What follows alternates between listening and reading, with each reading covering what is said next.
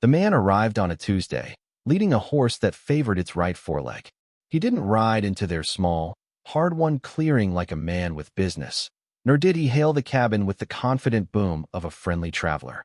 He simply appeared at the edge of the woods, a tall, broad-shouldered silhouette against the bruised purple of the coming dusk.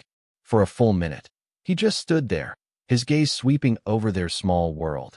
The listing porch of the cabin, the curl of smoke from the chimney, the meager patch of winter vegetables clinging to life, and the 3 children playing near the woodpile.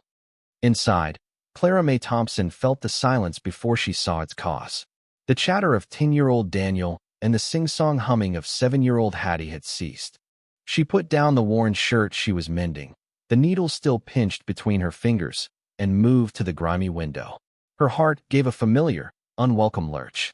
Strangers meant trouble. Always. Her brother Samuel, 17 and carrying the weight of a man twice his age, materialized from the barn, a pitchfork held loosely but ready in his hand. He was lanky and hard-muscled, all sharp angles and suspicion. He positioned himself between the stranger and the younger children, a silent, unmoving sentinel. The man finally moved, his steps slow and deliberate as he led the limping horse forward. He stopped a respectful distance from Samuel. "Evenin'," he said. His voice was low and rough, like stones grinding in a riverbed. It wasn't threatening, just there. A fact, like the coming cold. "State your business." Samuel's voice cracked slightly, a betraying sliver of youth he would hate. "Horse threw a shoe. Went lame a mile back," the man said, gesturing with his chin toward the animal. "Name's Elias Thorne. I was heading north, to the trapping lines before the snows hit proper. Just looking for a place to make a cold camp for the night. I'll be out of your way by sunrise." Clara watched, her hand resting on the heavy iron poker by the hearth. Elias Thorne. The name meant nothing. He looked tired. The lines around his eyes were etched deep, and his clothes were functional, worn but clean. He wasn't a drifter, not the dangerous kind. But he was a man, and a man alone was an unknown quantity, a risk she couldn't afford. Samuel didn't move. Lots of woods to make a camp in. Elias Thorne's gaze drifted past Samuel to the cabin, and for a fleeting second, his eyes met Clara's through the window.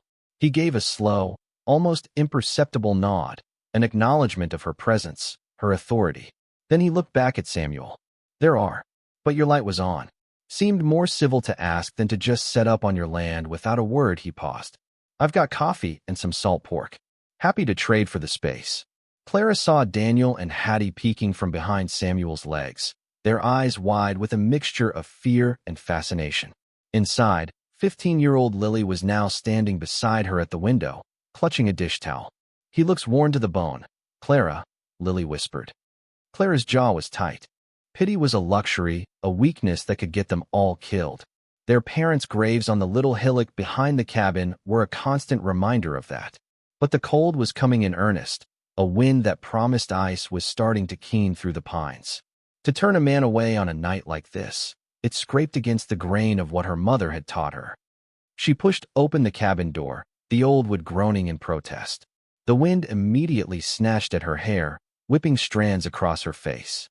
"You can use the lean-to by the barn," she called out, her voice sharper than she intended. "There's a stack of dry wood there. But you keep to that side of the clearing, mister. And your fire stays small." Elias Thorne looked at her, his expression unreadable in the fading light. He nodded again. "Ma'am, I'm obliged." Samuel shot her a dark look, a clear message of disapproval, but he lowered the pitchfork. He watched, unblinking, as Elias led his horse toward the barn, his shoulders slumped with a weariness that seemed to go deeper than just the day's long walk. That night, the first flakes of snow began to fall, soft and silent at first, then thicker, angrier. By morning, the world was a sea of white, and the wind howled like a hungry wolf. Elias Thorne was still there. He couldn't have left even if he'd wanted to. The blizzard had trapped him, and in doing so, had trapped the Thompsons with him. For 2 days, they were confined to their separate spaces. The siblings in the suffocating warmth of the one-room cabin, Elias in the drafty lean-to. Clara could see his small fire glowing through the storm, a stubborn spark of life in the maelstrom. On the 3rd morning, the wind died down, leaving behind a profound, muffled silence and snowdrifts that reached the windowsills. The first thing Clara noticed was the path. A wide, clear track had been shoveled from the cabin door to the well, and another to the outhouse. It was heavy, backbreaking work.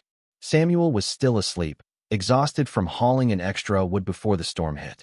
It had to have been Elias. She opened the door and saw him near the barn, resetting a fence post that had been leaning precariously.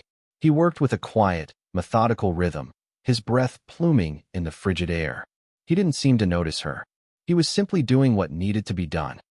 "You didn't have to do that," she said, pulling her shawl tighter. He glanced over, his face ruddy from the cold. "Easier than wading through it," he replied, and went back to tamping down the earth around the post. The payment was unspoken. He was earning his keep, making himself useful so he wouldn't be a burden. Clara understood the transaction. It was the way of the frontier. Still, it unsettled her. The paths were too neat, the fence post too solid. It felt less like a trade and more like a tending. Over the next week, as the snow slowly melted under a weak sun, Elias Thorne became a quiet fixture at the edge of their lives. His horse's hoof needed time to heal, he explained, and he couldn't risk moving on until the animal was sound. So he worked. He didn't ask permission. He simply observed a need and filled it. One afternoon, Clara watched from the cabin as he took the family's dull axe to a grinding stone he produced from his saddlebags. For an hour, he worked the blade, the rhythmic scrape of steel on stone a steady, reassuring sound in the quiet clearing. When he was done, he tested it on a log, and it bit deep, splitting the wood in a single, clean stroke. He left the sharpened axe by the woodpile and went back to the barn without a word. Samuel saw it too. He picked up the axe, felt its new, keen edge. He glanced at Elias, who was now checking the leather on the mule's harness, and then looked at Clara, his brow furrowed. "He's making himself useful," Samuel said, his voice low. "He's paying for his board," Clara corrected, though the words felt thin. A few days' board didn't equal a perfectly honed axe, a mended fence, and shoveled paths. The children were the first to be won over. Hattie had been crying over a wooden doll whose arm had snapped off. She'd left it, heartbroken, on the porch steps. The next morning, it was back on her pillow. The arm was not just reattached, but reinforced with a tiny, cleverly whittled peg. A day later, Daniel was struggling to set a snare, his cold-numbed fingers fumbling with the cord. Elias came over, knelt beside him, and with his large, capable hands, showed the boy a new kind of knot, one that was simpler to tie and held tighter. He didn't condescend or take over. He guided Daniel's hands until the boy could do it himself. "He showed me the knot trappers use," Daniel announced proudly at dinner that night, his chest puffed out. "Said I've got a good eye for where to place it." Clara ladled stew into Daniel's bowl, her movements stiff. "That's fine. But you remember to keep your distance from Mr. Thorne." From across the small, crowded table, Lily gave her a look. "He's not a monster, Clara. He was kind to Daniel." "He's a stranger," Clara said, the words a shield she had used for years. The true siege on her defenses began in earnest a few days later. Clara was trying to mend a leak in the roof, a miserable task that involved climbing a rickety ladder and trying to patch a shingle with numb fingers. The wind was relentless, threatening to push her off balance with every gust. Suddenly, the ladder steadied. She looked down to see Elias holding it firm, his boots planted in the mud. "That's a two-person job," he stated, his eyes on the ladder, not her. "I'm managing," she bit back, her pride stinging. "You're about to be on the ground with a broken leg," he said, his voice flat, devoid of argument. "Come on down. I'll get it." She wanted to refuse, to prove she could handle her own roof, her own life. But her hands were shaking from the cold and the height, and she knew he was right. She descended, her face burning with a mixture of frustration and humiliation. Without another word, he took the hammer and nails from her, climbed the ladder with an easy confidence, and in less than 10 minutes, had the shingle secured. That evening, the skulking began. Clara was kneading dough for the next day's bread when she saw Samuel and Lily crouched by the corner of the barn, their heads close together, watching Elias as he groomed his horse. They were supposed to be mucking out the mule's stall. "What are you two doing?" she called, her voice sharp. They started, guilt flashing across their faces. "Just talking," Samuel mumbled, not looking at her. "He fixed the hinge on the barn door," Lily offered, as if this were an explanation. It doesn't screech anymore.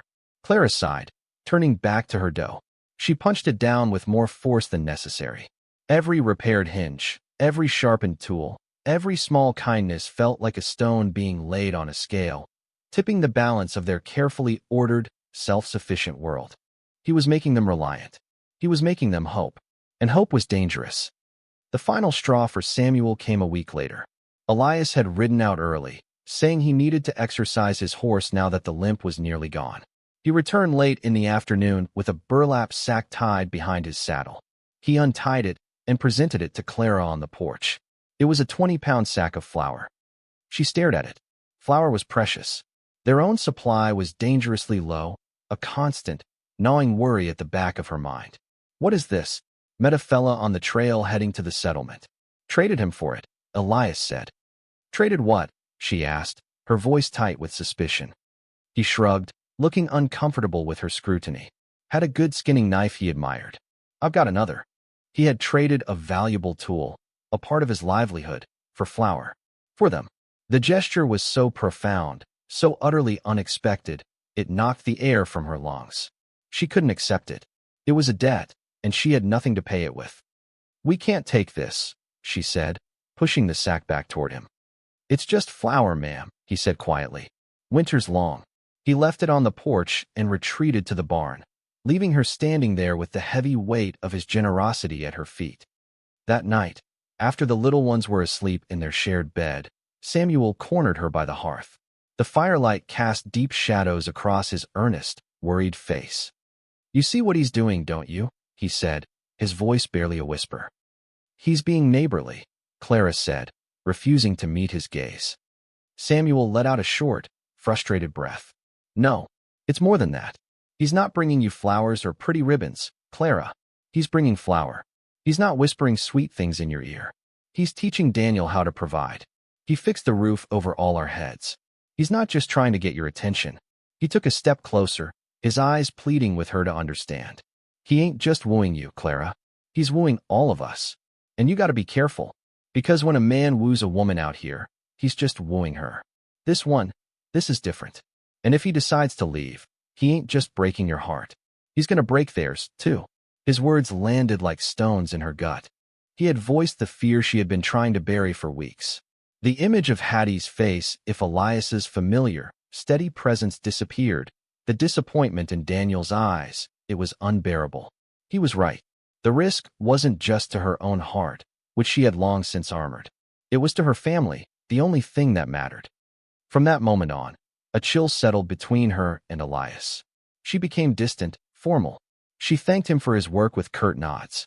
She avoided being alone with him, sending Lily or Daniel with messages if something was needed. She was building a wall, brick by painful brick, hoping to protect her siblings from the fallout when he inevitably rode away. Elias noticed the change. The easy, quiet rhythm they had found was gone, replaced by a strained silence. He watched her, a question in his eyes, but he didn't ask. He just kept working, his movements as steady as ever, though a new tension settled in his shoulders. The land itself seemed to sense the shift. The days grew shorter, the air sharper. And with the changing season came a different kind of threat. For months, they had been troubled by Jedediah Blackwood, a cattleman with a sprawling ranch to the south who claimed their small plot was part of an old, forgotten survey grant he owned. He had ridden by twice before, his face cruel and pinched, making veiled threats about what happened to squatters. Their father had stood up to him, but their father was gone now. One afternoon, the drumming of hooves announced his arrival. Blackwood wasn't alone. He had two hard-faced men with him, both wearing guns low on their hips. They reined in their horses, trampling the very garden patch Elias had helped Lily winterize. Thompson, Blackwood sneered, his eyes fixing on Clara as she came out onto the porch, a rifle in her hands. Samuel was right behind her, his own squirrel gun looking like a toy. Still here, I see. I told you this land was mine. I've got papers now. Legal ones. My father filed a claim on this land, Clara said, her voice shaking only slightly. It's recorded at the territorial office. Blackwood laughed, a nasty, grating sound. Papers can get lost. Claims can be disputed, especially when there's no man of the house to argue the point. His gaze swept over Samuel dismissively. Just a boy and a bunch of girls. From the corner of her eye, Clara saw Elias step out of the barn. He moved without haste, wiping grease from his hands with a rag. He didn't have a gun. He just walked toward the porch and stood at the bottom of the steps, placing himself between the Thompsons and Blackwood's men. Blackwood's eyes narrowed. "And who in the hell are you?" "Her new hired man." Elias didn't answer him. He looked up at Clara, his gaze steady. "Go inside," he said softly. "Take the children and go inside." "I'm not leaving you to face them," she said, her knuckles white on the rifle stock. "This ain't your fight, mister," one of Blackwood's men growled, his hand drifting toward his pistol. Elias finally turned his attention to them. He looked at each of them in turn, his expression calm, almost placid. But there was something in his eyes, a stillness that was more intimidating than any overt threat. "This land belongs to the Thompson family," Elias said, his voice even. "The claim is legal. I checked it myself last week when I rode to the settlement for that flower." He looked directly at Blackwood. "The clerk, Mr. Abernathy, he remembers your father trying to file on this parcel 30 years ago and being denied. Seems your family has a long history of coveting what isn't yours." Clara stared at him. He had gone to the records office? He had verified their claim, for them, without a word. Blackwood's face purpled with rage. "You've got no stake in this, you saddle tramp." "I'm making it my stake," Elias said simply. He took a step forward, and for the first time, a flicker of something hard and dangerous surfaced in his demeanor. It wasn't the swagger of a gunslinger, but the quiet authority of a man who knew exactly where he stood and would not be moved. "You and your men are trespassing. I'm giving you one chance to turn your horses around and ride away." "Or what?" Blackwood snarled. "You'll stop us." "No," Elias said. "I will." A new voice cut through the tense air. From the side of the cabin, Samuel emerged, holding their father's heavy buffalo gun. It was old and unwieldy, but it carried a fearsome reputation. Lily was behind him, holding the sharpened axe Elias had honed, her face pale but determined. Even young Daniel stood in the doorway, armed with a chunk of firewood, his small face a mask of fierce loyalty. They were a line, a small, ragged, but unbroken line. Elias, Samuel, Lily, Daniel, and Clara on the porch, the family Elias had been wooing.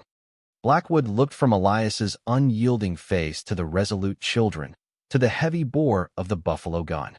His men shifted uneasily in their saddles. This wasn't the easy intimidation of a lone woman they had planned on. This was something else entirely. This was a home being defended. With a vile curse, Blackwood yanked his horse's reins. "This isn't over," he spat. But the threat was hollow.